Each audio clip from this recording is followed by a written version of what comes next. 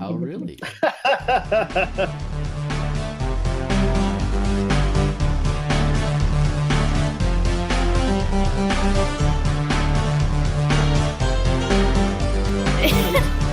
is hanging upside down. Hello and welcome to Quackcast number 339. I'm Ozone Ocean. And we have Tanserine, the Doctor of Death. Hello, Tans. Hello. We have Pitface, the, oh god, I can't think of it. An alliteration there for Pit. I am simply a pit of faces. The Pit of Faces. Oh my god, that's horrific. Game of Thrones. And Bane's the bastard of somewhere. I don't know. Bane's the Baneful. I don't know. The Baneful, Shut up. yeah. Bane, the bane of all existence. Hello, Banes.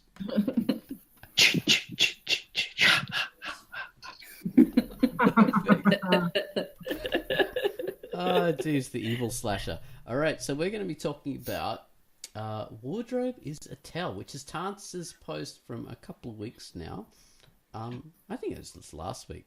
But it's a post about clothing and outfits and how you can tell a lot from a character by the way they're dressed. And not just from main characters, from all characters, from side characters, everyone. You know, you design a look for them and it expresses something about them just as much as their personality and their, their facial structure or whatever. The clothing is just a bigger part of it. You know, it's the whole body language. It's all communication from how they look. Mm-hmm. It's very cool. I know that Jason from Friday the 13th wears his heart on his sleeve. Or somebody's. He's just a sensitive guy. Exactly. Ah, that's disgusting. Very motivated, that's for sure. Very motivated. All right, so but first, before we get into those things, we'll have to bring up the featured comic, and the featured comic was one that I featured, and it's called Super Impact High School, or as I like to think, it's Super Impact High. So it's Brain is hanging upside down. Hello and welcome to Quackcast number 339. I'm Ozone Ocean. And we have Tanserine, the Doctor of Death. Hello, Tans. Hello. We have Pitface, the, oh god, I can't think of it. An alliteration there for Pit. I am simply a pit of faces. The Pit of Faces. Oh my god, that's horrific. Game of Thrones. And Bane's the bastard of somewhere. I don't know. Bane's the Baneful. I don't know. The Baneful, Shut up. yeah. Bane, the bane of all existence. Hello, Banes.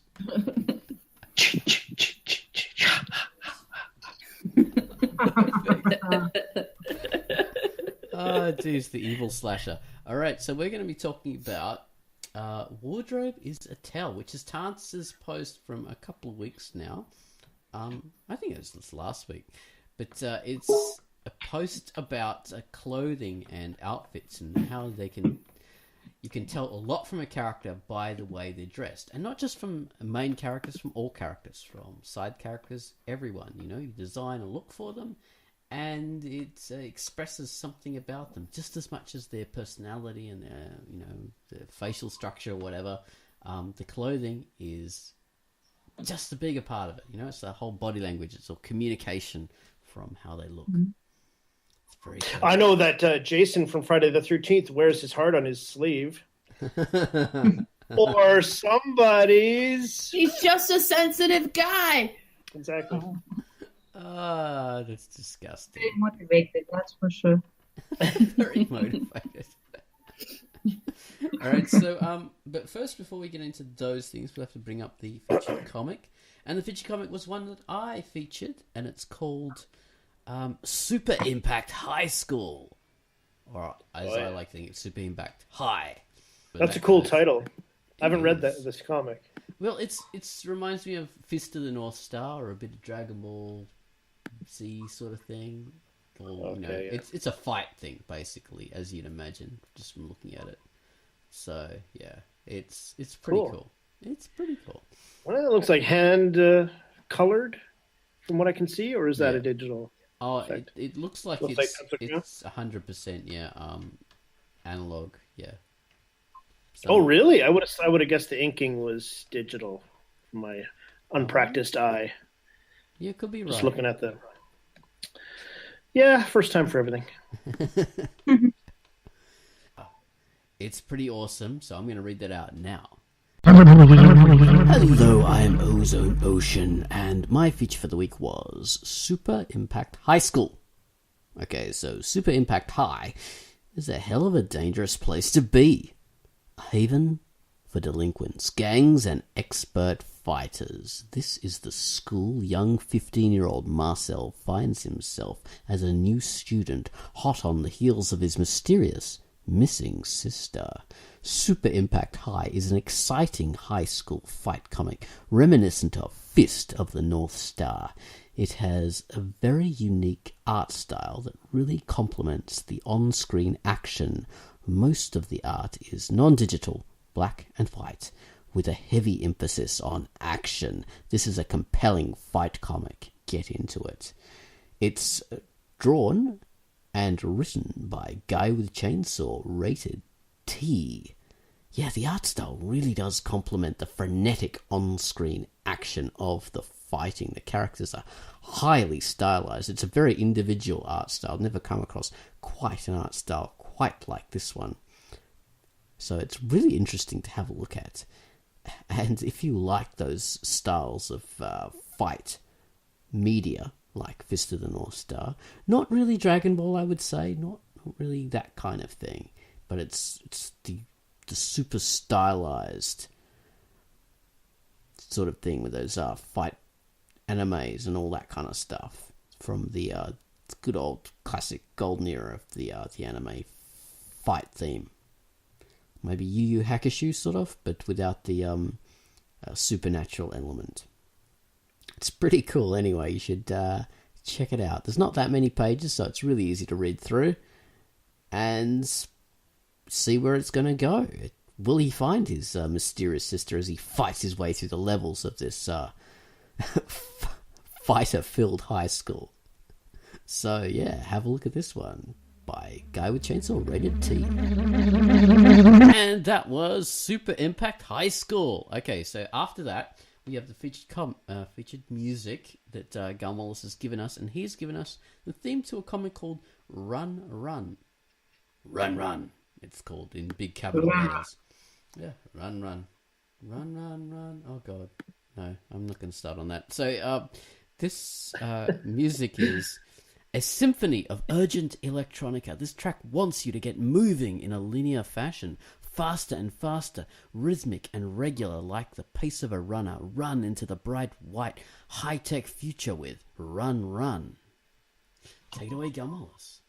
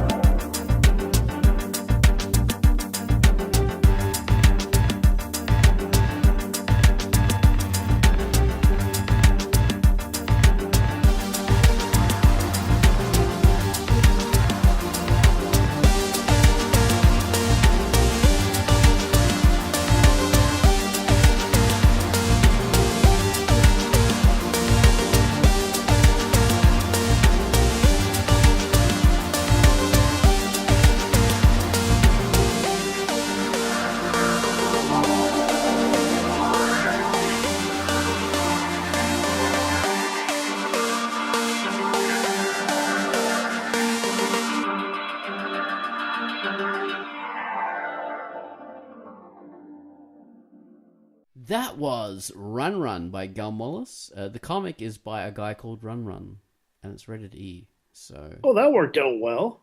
yes, coincidentally. Whoa. It's a handy coincidence. Yeah. Do you know, when I first started my comic, well, not when I first started it, but when my comic had been up for a while, everyone started calling me Pinky. And Pinky TA this, Pinky TA that. I just don't know why. It was just, yeah, Pinky. I said, no, I am not bloody Pinky. That is... Jesus. She's not doing the fucking comic, it's me. Bloody kids are taking over. Oh, well. So... that was the music. So, wardrobe is a tell. Tanserine, is wardrobe a tell? I mean, could I sort of judge your character from the way you dress? Of course I can. You're sophisticatedly dressed. They're looking like an intellectual, someone who's trustworthy, intelligent, thoughtful, That's philosophical. how I lure them all in. Yes. Interesting. So you're saying you're in disguise. I could be. Why would I tell you? So, but yeah, definitely. Actually, when you are taught the ropes of the craft, let's say in psychology, one big thing that you are taught is to make a first assessment of your client by their appearance. And I'm not talking about whether they are beautiful or ugly, but how they are dressed, how well they are groomed, how they carry themselves, and how they handle their clothing. So, be advised that this is you are being assessed the moment you enter the door of a psychologist, by the way. So definitely, wardrobe is a tell about a lot of things. That's interesting. That is, yeah. So in real life, it's a tell. So why shouldn't it be a tell in comics? So we have specifically, most of us have specifically designed our outfits of our comic characters. Even you, Baines, you've got the your characters have specific outfits as well. I mean, I know like Oscar and TJ they're sort of more generic in the way they're dressed, but even that is for a specific reason, isn't it? They're not meant to be flashy kind of guys. They're meant to sort of look like everyday kind of people, aren't they? Yeah, they're sort of your kind of generic slacker garb, I guess you could say. They wear comfortable clothes, and they probably own 2 or 3 shirts each at best. And they tend to wear the same thing every day. And that kind of just became a sort of a cartoon thing of just drawing them in the same clothes pretty much in every story. But originally, it was like these are the type of dudes who they wear loose, comfortable clothing. They're sort of those types of people. Yeah, exactly. Those types of people, and it fits in with the. I had to imagine what it was like to be that kind of person. Well, it fits in with the social kind of situation they're in, the job they're in, and the personality of the people within that job. They're not like a high strung kind of person or something like that. They're relaxed kind of people, and that's the way the audience will more likely be able to identify those kind of people, because that's how they generally, personality. Go on, Thomas. Yeah, clothes and how you choose to wear them, what you pick out, and of course what you as a creator will pick out for your character is a language in and of itself. So it is good to keep it in mind and deliberately use it, because of course we're social animals, theoretically at least. We live among people, theoretically again. So unconsciously, I think, at least to a point, everyone is going to do that in a comic. You are going to conceive of a character, and they are going to have an outfit or something that will more or less reflect the concept of that character. But if you are a little bit more, if you have a little bit more willing consciousness, let's say, in creating the wardrobe of your character, then you have an extra tool to be to communicate more things than you would normally do with just an image of the character. Like immediately, you give your audience a whole trove of information without having to say anything.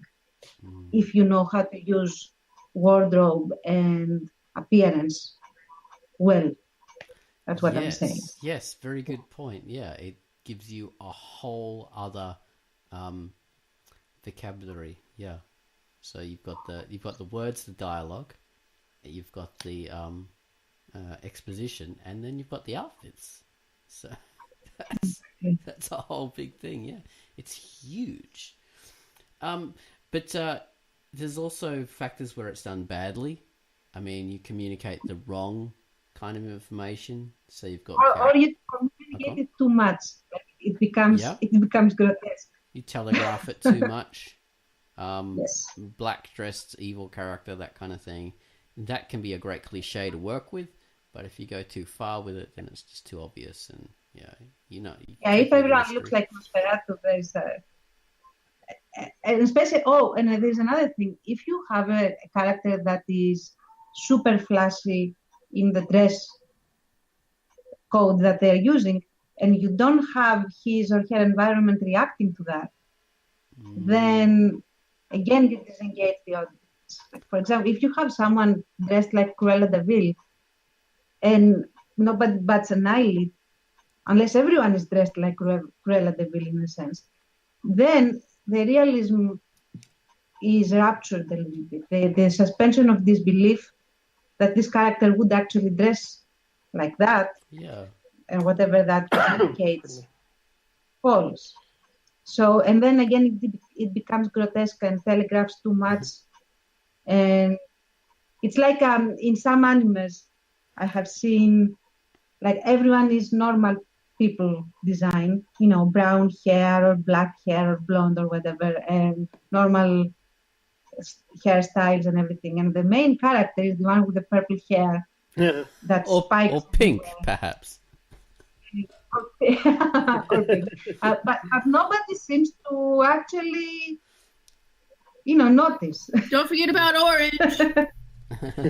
Yeah, but orange is a natural hair color at some point. A little bit. Not macaroni and cheese orange, man. Holy shit. Cheeto orange. Cheeto orange. So yeah, and this hits home for me because I mean in Pinky TA that is exactly what I have. I have a character with bright pink hair in a 1920s kind of alternative past setting, dressed totally ridiculously with very revealing clothes compared to other characters.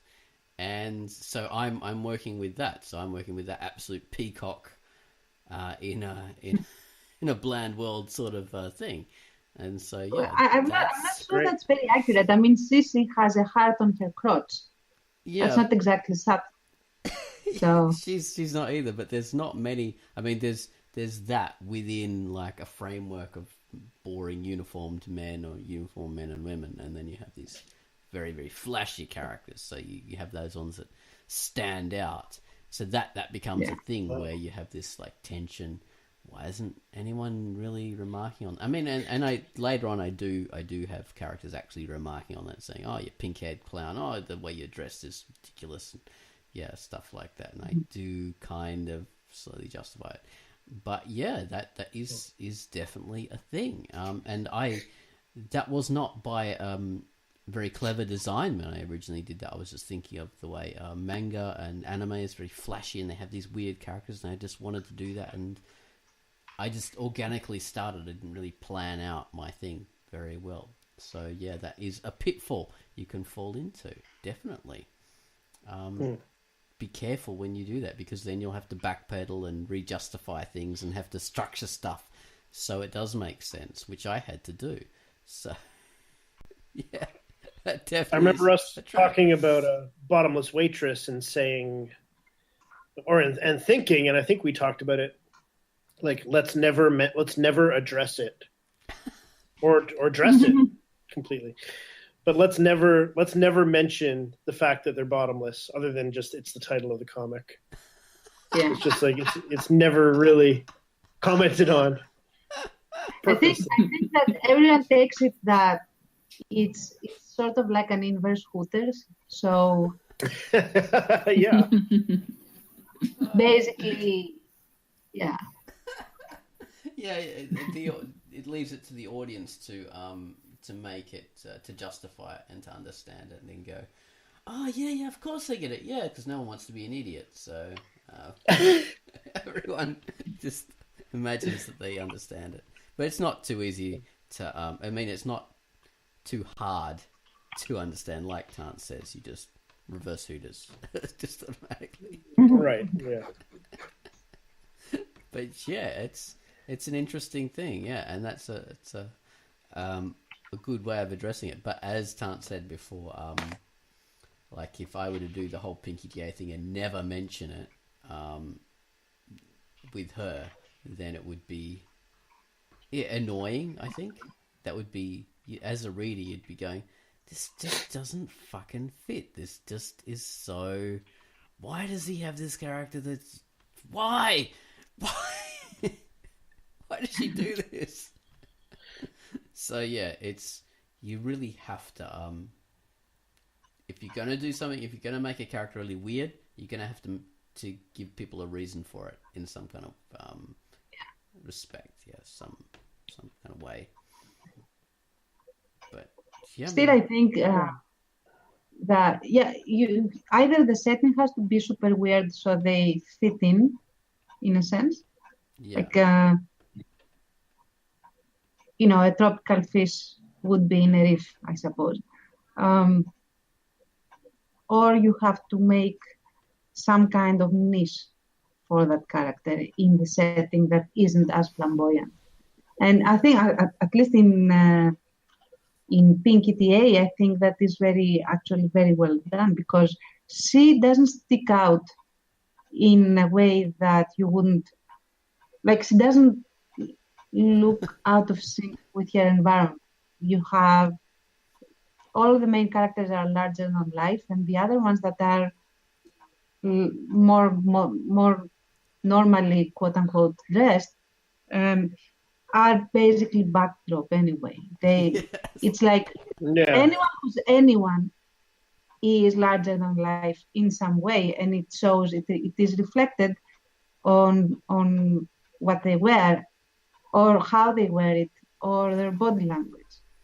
So yes, I think and it just works. I mean, I don't want to undercut your point or anything like that, but no. It would never occur to me that Pinky TA would have to address that in the dialogue, or that other characters would have to react in a particular way, because you look at it and it's like, it just works, It just looks how it should look. And like you said, the characters being larger than life against this more mundane or more realistic backdrop it just makes you want to read more.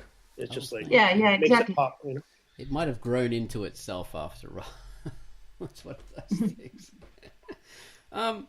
So we've mentioned other aspects of this whole thing. So we've got you've mentioned a whole lot of different. God, I can't even think of the word. Anyway, you've mentioned a whole lot of criteria. Elements. That's it. What's that? Yeah. So Elements. Elements. Yeah, that you can use to make a character. You can use about their clothes or the comic in order to get them dressed in the right way that's going to fit. So you've got era, which is very important. So whether you say it's set in the past or whatever, a specific era, go along with the clothes that reflected the class structure of the time or the jobs that people did. That's a kind of very important sort of thing. So yeah, social stratification and all that kind of stuff. So if you're in the medieval days, your peasants aren't all going to be wearing, lovely, nice, clean clothes, that kind of thing. Exactly. Or clothes that are big or hard to manage yourself in. Mhm. Very good point. Yeah, they're going to have to be, perhaps they're going to be patched a bit, they're going to be fixed, and yeah, it's going to be stuff that they can use to do farm work in, that kind of stuff. So they're not all wearing capes and cloaks like they do in fantasy.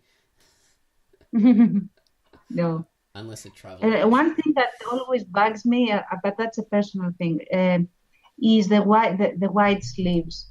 The white sleeves were for upper classes, because try doing anything wearing something that has white sleeves.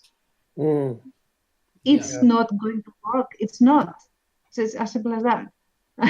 So you can't have, for example, a milkmaid having these giant sleeves that you would expect the woman in the accolade to have, because she wouldn't be able to do her work at all. They'd be covered in cow shit and all sorts of stuff.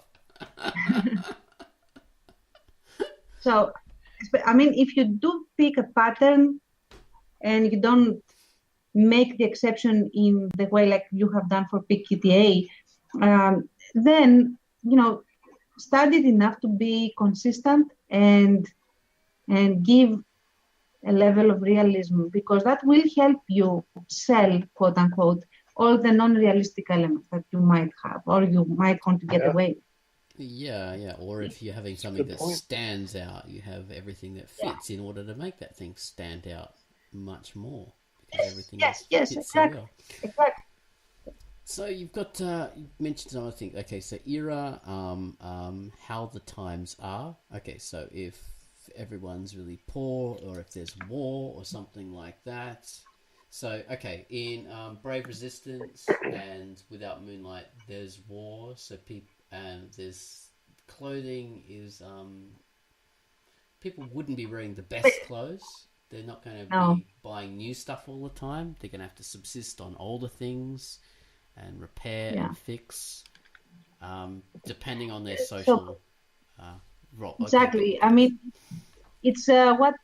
No, that's exactly what you said. I'm just cutting in all the time because I'm rude. No. So, yeah, basically in Without Moonlight, everyone is wearing whatever they had when the war struck, and the hand-me-downs. And except those that are having an affluent time. Yeah. Like I do have some. There is a scene where the top Nazis go to this ball which is being held by upper tier Greeks that are cooperating with the occupation. So these guys, they have latest fashions of the time, and they have, everything is brand new, everything is very glossy, and everything is very well designed and coordinated and everything. I mean the things that the women are wearing, I researched what Dior and whoever else the fashion houses had Chanel out at the time. Yeah. So, but if you go to the other side, the guys that are not in the good graces of the ruling classes, they are wearing everyday clothes that get progressively more and more run down, and they change clothes very rarely and for very special occasions. So characters like say Martha sort of wears more masculine kind of dress to reflect her her role as someone who's active and a sniper basically, but not as a job, but someone who is like a war. Yeah, when she does all the sniper jobs, she's not wearing a dress because that would be very impractical.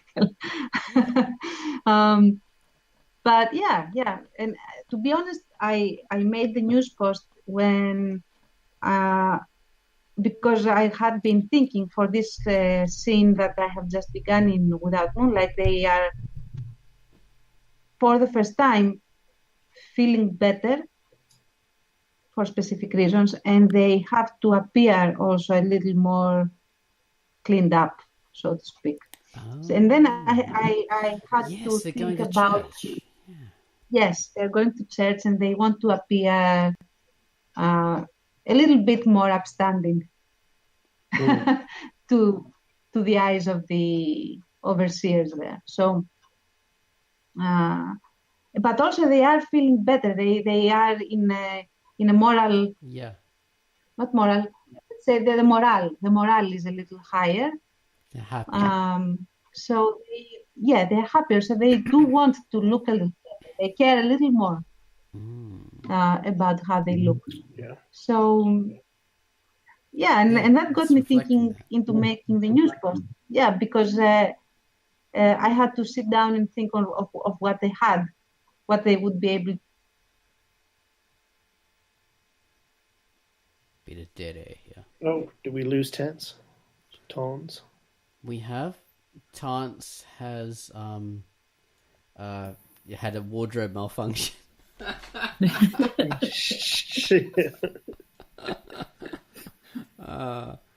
We lost the only person who has any idea.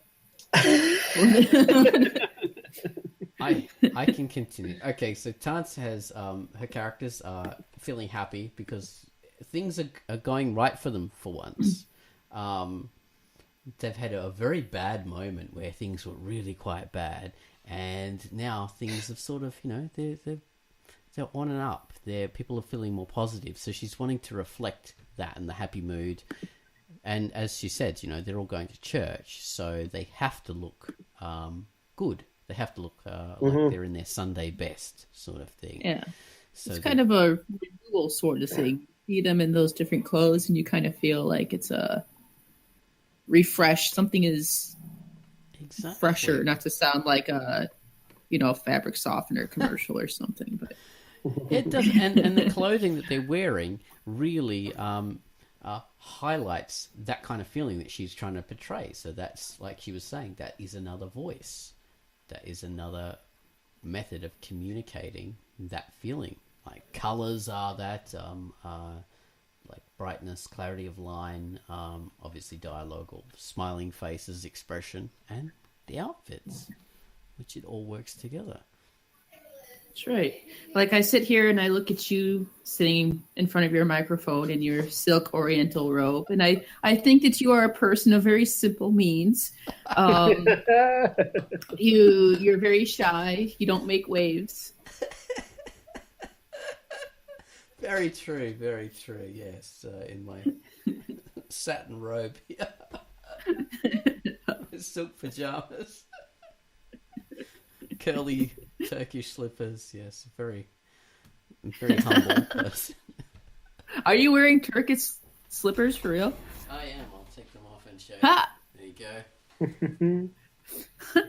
Wow.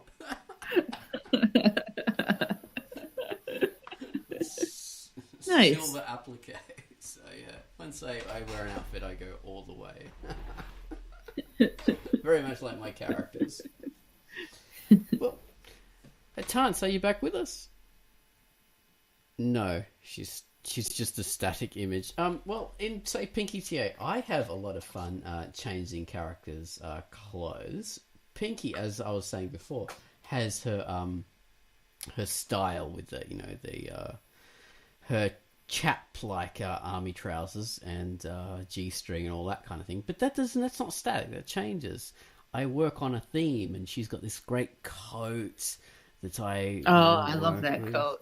Yeah, so she's got that with all its little pleats and darts and all this kind of stuff with its military braiding. And then she's wearing so at the moment the whole thing is I almost think of that as like her her officer's uniform in a way, like her dress uniform, when she can't run around wearing assless chaps, you know, in front of like her men or something like that. Yeah. She puts on the coat and she's all business now. Party under the coat, business outside. Yeah, so at the moment the whole thing's set in the snow, so I've had to change her outfit because it's not really that right for her to walk around in the old arseless chaps anymore. So she's going to freeze her bum off, literally. Yeah. So, that would be noticeable. Like, yeah. So sometimes I have her in those when it's more logical. She's indoors, but most of the time she's like there's a different. I can experiment with outfits now. It's great fun because I've got this environment of her being the leader on like a base where they're making these things. I can give her outfits that sort of fit with being a leader, and they fit with this kind of world where she's in meetings and she's telling people what to do, and she's doing this and that, working in the snow, going into warehouses where they've and workshops and all that kind of stuff, and I can give her outfits based on it. It's a hell of a lot of fun to design outfits for a character. Yeah. And it's realistic too, because more realistic obviously than keeping the same outfit all the fucking time. But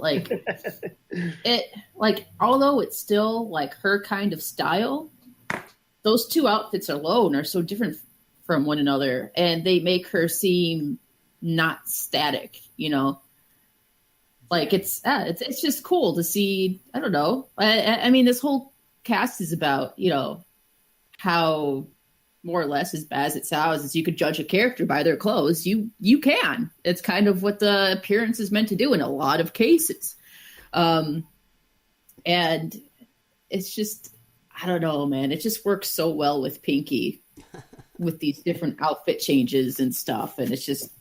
Brilliant, dude. Well done. Thank you. I like to have fun, and that's the really important thing, having fun with it.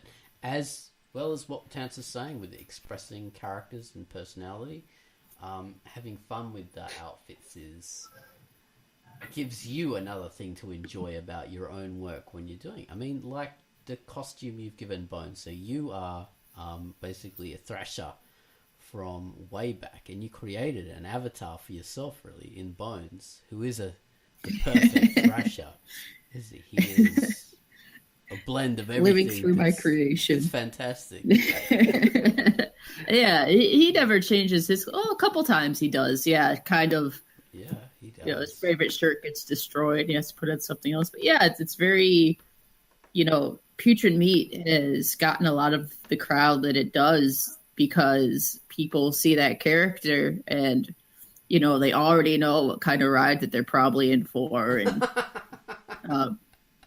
his clothes, his look, his style really kind of says it all. Then the people he surrounds himself with, I tried to make a bit of variety. I didn't want it to be just a bit of thrashers, a bunch of thrashers, but so that there would be different,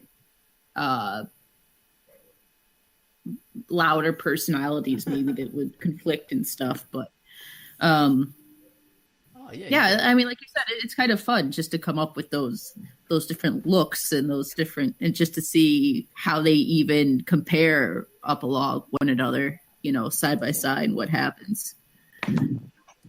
Yeah, you've got all sorts of Gretchen, who's an amazing character. Oh, good old Gretchen. And that is super, beyond hyper sexy kind of just creature. She's amazing. And then you've got like Igor, who is like an 80s class of 1984 punk character. Exus, who is like this ridiculous evil, scheming businessman, politician kind of thing. So, very basic, but very, I don't know, I just like how they get thrown into the mix. So, and the evil businessman is one, even now, we know the evil businessman character, and we have real versions like in the White House at the moment, but the evil businessman character is a thing, but even when you see he wishes he was Exus. you still don't expect that character to be evil, even now, because you're meant to respect characters in suits, and you're not meant to think of them as evil. So that still works. That's not telegraphing an evil character so much. That's telegraphing perhaps a duplicitous character, but it doesn't make it too obvious.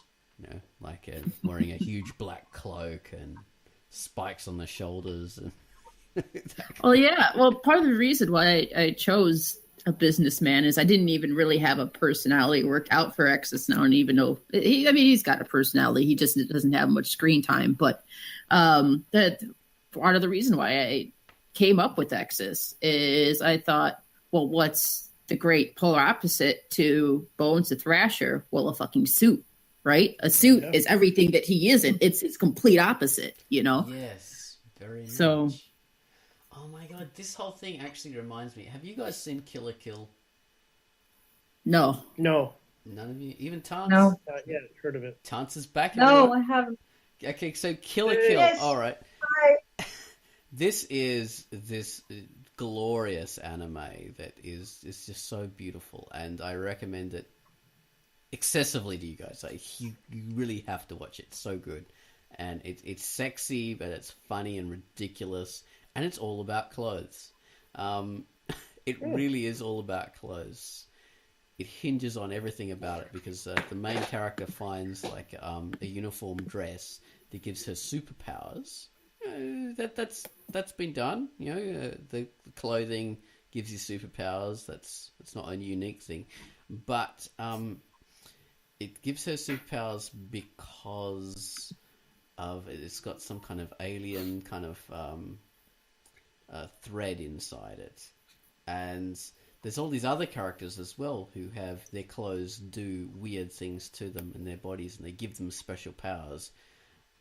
And I can't give it justice even talking. Very about much it. a Sailor Moonish kind of thing. Like at its core, it sounds like a little bit basically that kind of Sailor Moon. You know, change into the clothing, and then you've got the.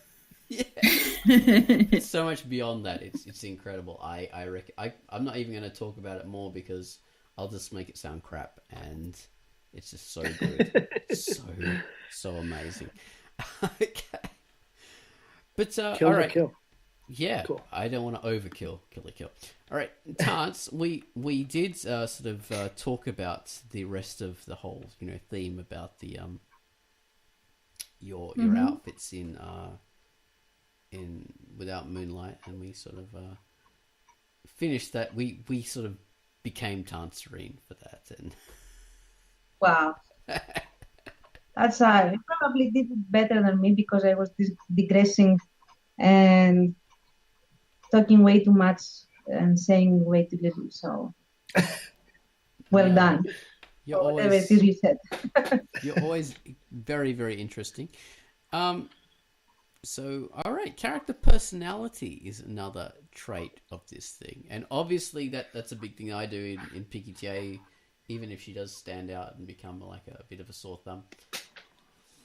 The clothing expresses personality in PKTA. That's one thing. What about you guys? Do you have some... Do you really express the personality? Okay, so Basil, he's dressed up in his fantastic trench coat, which is a classic kind of thing. The collar up. It's not a trench coat. It's his army coat. It's a great coat. Okay, yeah, that's a different thing. Yeah. All right. He's wearing one. I don't know if it's a coat, like a civilian coat now in this current page that he's wearing, but. Up until now, he was wearing his military coat, the one that he was issued when he went at the front, and these dark green sweaters that he was wearing, they also were military issued. He's basically still wearing some of his military stuff, his military uniform, to the point that he can.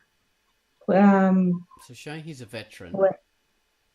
Yeah, and he's basically still at war, and he doesn't feel like wearing anything else. And so he's also depressed, but that's for the next one, so I'm not going to say it now. Okay. It shows. But yeah, yeah. he's choosing not to wear his civilian clothes that he has, clearly, as we see in this last page. Yeah. But yeah, he's choosing not to wear those clothes as much as possible, except his trousers. The trousers are very civilian. All right, so that could be interpreted as someone who doesn't want to be seen as civilian. Then, if he's walking around in that, he wants to be seen as looking deliberately like someone who is part of the resistance or something like that, or at least not accepting the state of affairs that he finds himself in. Yes, that second bit. More that because resistance he wants to blend in more than anything else. A lot of other people dress like that, yeah. So it would be totally unique. Yeah, basically only he is wearing still his military coat. Okay. And yeah. Okay. So yeah, so everyone, great coat, not a trench coat. There is a huge difference. Never get them mixed up. Trench coat. What's so great about it? Exactly. It's great, Baines. It's fantastic. Okay, this is something even modern fashion people get mixed up. Well, modern fashion, of course they do, because they're idiots. But okay, a trench coat is a light coat. It's made for rain, basically. It's cotton. It's not that warm, and it's got a very specific style. It's got epaulettes. It's usually single-breasted. It has a tie, a very simple belt, not a tie belt, but and it's not really that long. Generally, it sort of goes to the knee. That's the typical length for a trench coat, and they're generally beige. And they're meant to inside. They're meant to have a plaid kind of pattern, like Burberry. Okay, and a greatcoat is incredibly different. This is wool. They're very heavy. They're generally very long. They go down to mid-calf or even lower. They're skirted, so the base of them, it flares out. And you generally got buttons at the back, not a belt around the middle, and generally double-breasted, very wide lapels as well. So you can have this huge, big collar effect where you raise the collar up. All right, so there's your fashion advice. Doing great coats. I had to do that. Yeah. Everyone must know. Tance knows, of course. She knows everything. But so yeah, characters. What about you, Baines? Personality, is that a big thing with your outfits? Oh man, well, I would say a little bit. Sort of the characters who are a little more maybe brash and outgoing will tend towards more reds, yellows, and brighter colors. Oscar sticks to either gray or blue. I kind of settled on blue for him for the most part. Yeah, like the trick TJ I found. Green, I think. TK wears he might be wearing. Yeah, it's okay. he wears a yellow shirt and like pink pants are basically his uniform. But it's mostly the shirt. I mean, you don't see a lot of long shots in my comic of these characters, so it's sort of a lot of it's focused on their shirts for me. Wade looks douchey. Wade, the big red shirt. Penelope often will wear a red shirt. A lot of it is kind of keeping them looking different from each other. So that's kind of one of the reasons why I don't change their clothes a whole lot. It's like, okay, well, if I change their outfits, then I got to figure out, like, I don't want everyone to be wearing blue or everyone to be too close to each other kind of thing. So that's kind of where I know that's not quite as sophisticated, but I'm kind of like, what? I don't want them all, like, they have to stand out from each other. So that's kind of where one huge blob of blue and beige. Well, yeah, exactly. Like they're a uniform in Best Buy or something. Yeah. Although I guess that can work. I mean, look at old superhero comics, like where the old ones, I mean, where they have matching uniforms, or schoolgirl anime where they have the same outfits. I guess it can be okay. Currently in Pinky Tear, I've got that. Like, I've got all these characters on this base making something, so they have to wear uniforms, and they have to wear pretty much the same uniforms. Right. But the challenge for me is not to make them different, because I'm drawing these characters and I'm thinking, oh god, I want to give him a jacket, and I want to give him this, and I want to give him epaulets, and I was thinking, no, I have to make them look the same. I have to make some of these characters look exactly the same, or else they won't be in uniform. It won't be realistic. Yeah. Yeah.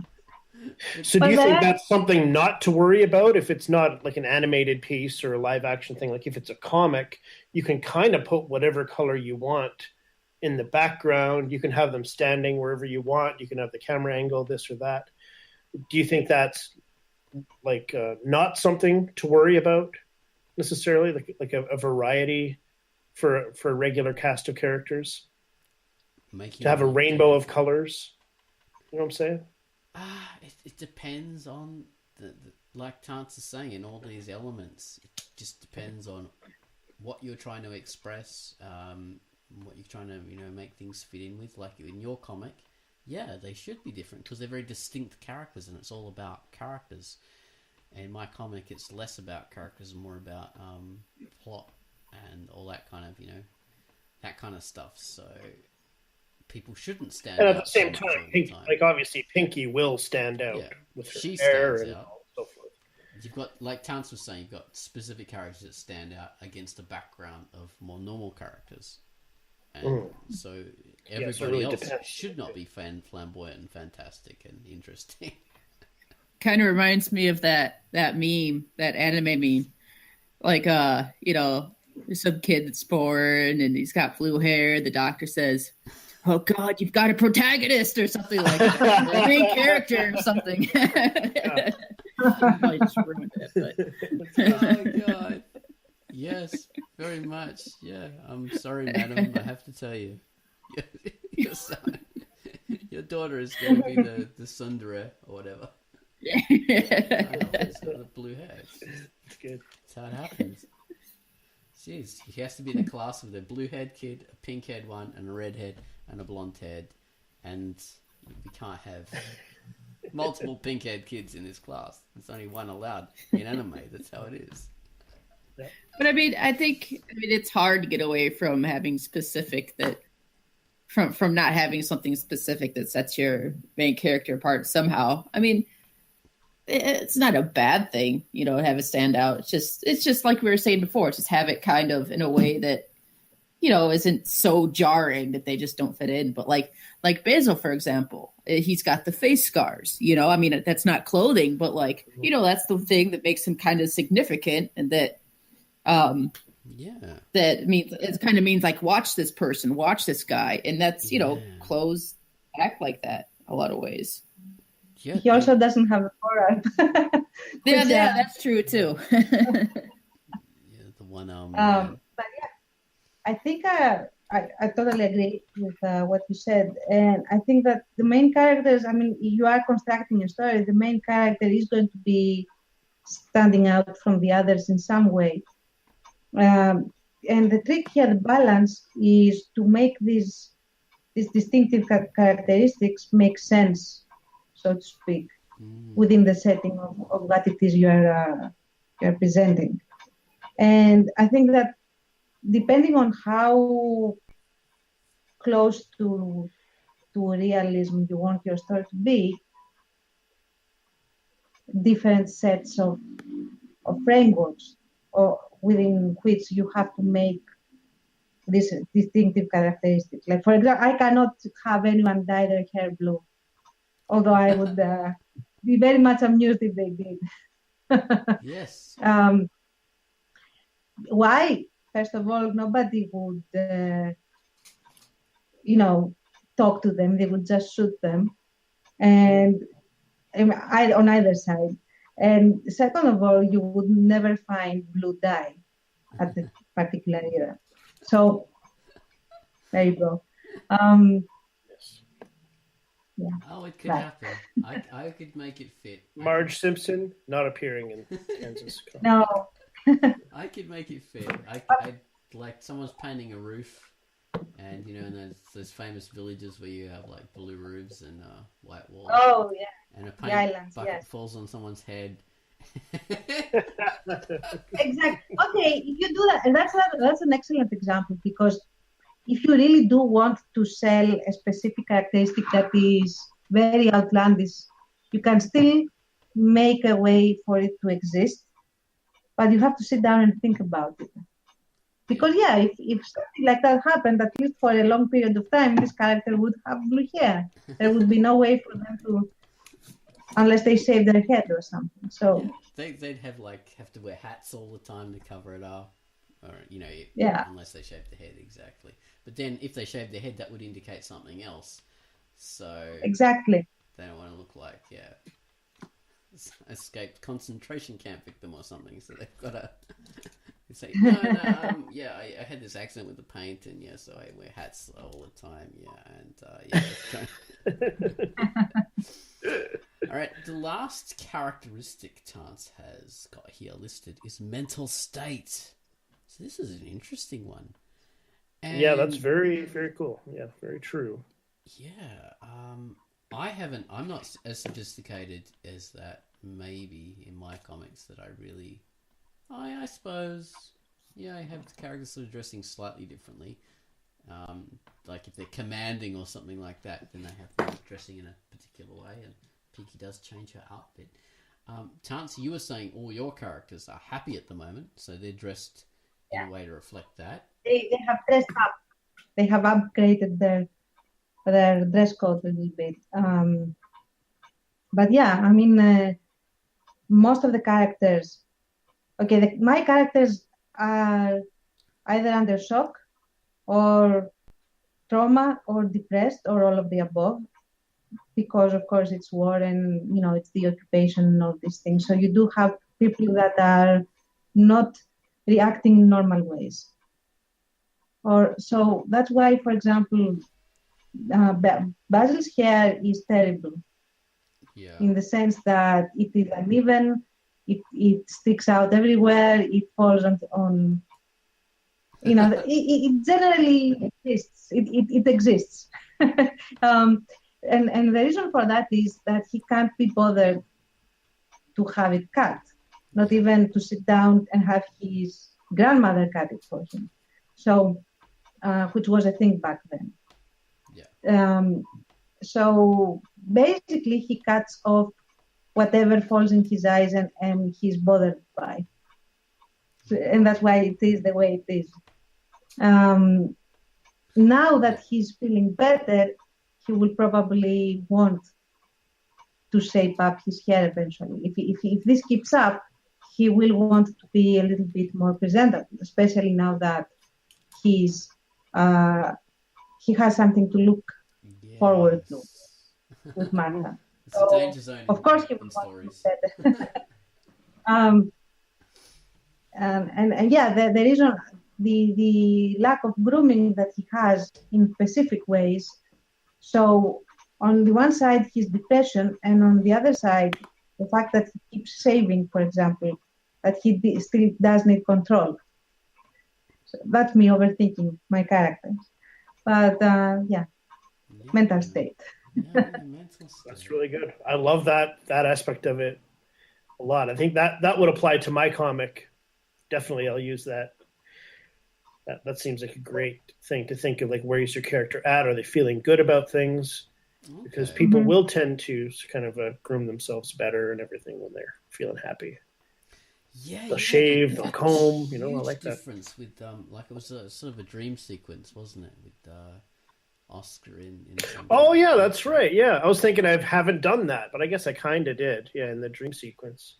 And he's like this douchey kind of. And my character's fantasies, like they're well groomed. That's their fantasies. Yeah, normally Oscar's got his hair everywhere and like very sloppy, and suddenly he's sort of lost. He's untucked, disheveled. Yeah, he's got his hair very slick, and he's on top of things. Yeah, and yes, it was all a dream. Unfortunately. Yeah, and not even his dream. It was someone else's imagination. Exactly. That was really cool, that sequence. Thanks, man.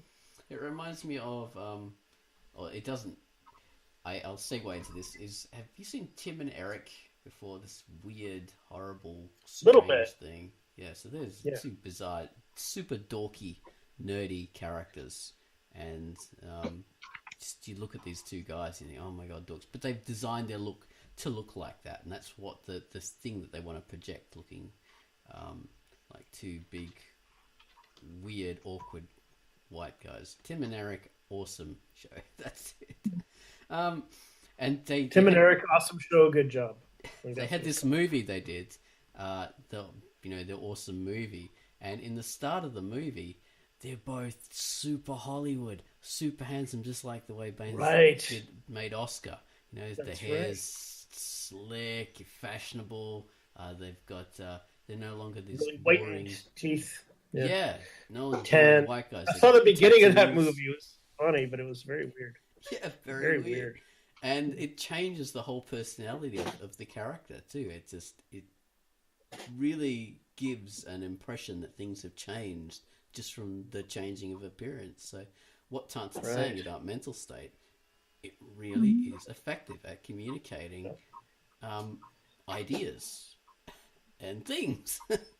I mean, on that show, Breaking Bad. On Breaking Bad, they as the series went on, the main character transforms from this kind of almost invisible, kind of mildly depressed, kind of defeated, sort of weak-willed kind of white suburban dude, or just a guy who's kind of given up, and he's all in beige, and he's got this like little smear of peanut butter that is for a mustache, basically.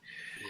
And he's all in tan, and he's all in these colors. And as the series goes on, and he's in a different place, his color palette changes, and it's very cool actually. And it's like, and other characters, like if he and his wife are on the same side in some situation, their colors would sort of complement each other, and like it was sort of a whole visual thing that was added to the whatever state they were in.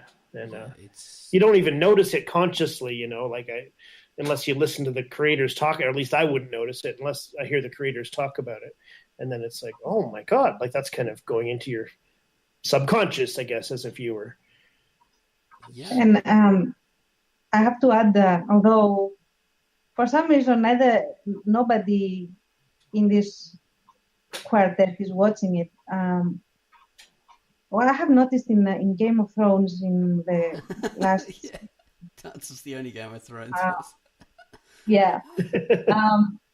So supposed to be so good, man. We all gotta watch it, I guess. You have Cersei, who is the main. She's the main villain right now. Yeah. Aside the ice zombies that are coming. But she's the main villain, and her color palette generally revolved, as far as I remember, at least around dark red or crimson dresses and things like that, which is basically the color of the devil. Yeah. But after she lost all her children, she wears black, and that does reflect that because as a character, she genuinely loved her kids and everything. So she is in mourning as she becomes what she always wanted, which was the High Queen. So you have this character dressed in all black, sitting on the Iron Throne, wearing all black. So she becomes, in the chessboard, she becomes the Black Queen. In a way that makes more sense than her just being, the stereotypical black-dressed villain. On the other hand, you have the Dragon Queen, the Khaleesi and everything, and she has, the theoretically white, naturally white hair, but also she is in a very good place psychologically right now. So she is wearing whitish, or towards the white colors that color coordinate a lot with her hair as well. So she now becomes the white, the white queen. So you have the two leading the two leaders basically, become chess pieces on a board where all the pawns are already placed and ready, and everything is, coming up to this huge clash that is going to happen. Yeah. And so you add that classic dimension to it, so people can. And through the mental state of the characters, they have been led to be very iconic, without them becoming too, at least, stereotypical. Okay, she's the villain, she's wearing black. She's the good, if you feel that way. She's the good character, so she's wearing all white. And, all of that. That's Game of Thrones, they have costume designers who think a lot about the outfits and the way characters look and what they're meant to project. Damn it, my vocabulary is failing me.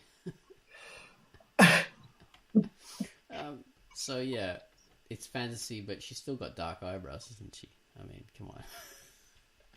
Legolas also had dark eyebrows, and he was supposed to be super blonde. Come on. Yeah, but he still had roots, darker roots than the rest of his hair.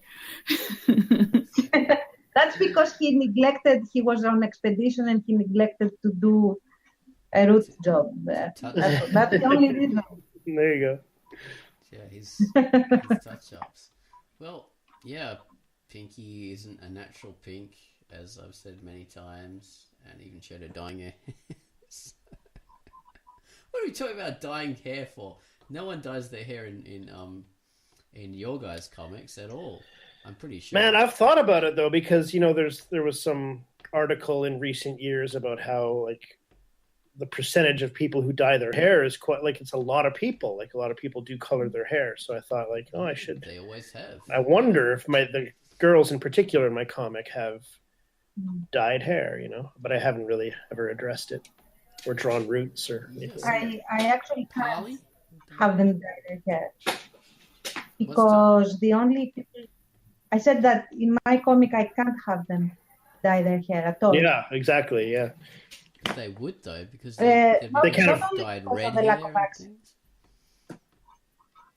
I mean, that was even in Greece during the war. There'd be people who would, be concerned about those beauty kind of aspects, and they would make it. No, that's what I was going to say.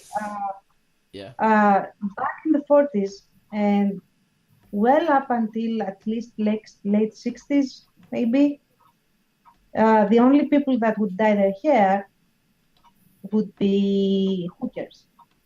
It was a signal person was a hooker. Really? So, it was considered extremely provocative to actually do that. Which is, you wouldn't do that at all. What about older people dyeing their hair black? Getting rid of grey? Even worse. Oh yeah, it was considered extremely lacking dignity. You wouldn't do that. Like that strange man at I'll tell you guys, the Athena Hostel. That's where I stayed when I was in Athens. And this guy, he must have been in his late 60s or something like that. And so he's there, but he's dressed like a really young guy. He's dressed like a 20-year-old. And he has this thick mane of coal black hair. And it's so obvious that it's dyed, and it looks so weird. It looks so bizarre. This coal black helmet of hair. Yeah, you see these aging actors. I think it works on women fine, but these aging actors who look at their in the face and they look like they're 80 years old or whatever with this jet black hair. It always looks very odd. Yeah. It's everything's falling apart, but this hair is eternal. Even now, at least in Greece, there is a swear word that goes, the meaning is the one who has dyed hair, especially for men. Oh, really? Yeah. Wow. It is a remnant from now everybody does it. Nobody bats an eyelid. But back then it was a no-no. And the one... How long ago are you talking? You're talking in the period where your comic takes place? Yes, Okay, yes, yeah. and it started gradually becoming a bit more acceptable um, around around the 60s, and that happened because one of the star actresses had very dyed platinum hair, and she was always playing the very good-natured female character, the one that was always the good one, the pure one. Although, yeah, exactly. Although she definitely couldn't have had that hair tone. So Yeah. gradually, and because it was very popular, women started little by little, following her, and after that, yeah, it stopped being a taboo thing. But it took some time. Okay. It's an interesting aspect of where this conversation has gone into, but we've reached our Yeah, who would have thought that? Dyed hair. Unfortunately, So we've something to reached consider. our time. We're just a bit over. This is all right. So yeah, this has been a fascinating discussion on outfits and how. Yes. I mean, you can also think about jewelry and watches and absence of watches accessories. or blah blah blah. There's accessories. There's so many other aspects gloves, to it, obviously. hats, Yeah. bags, entrails.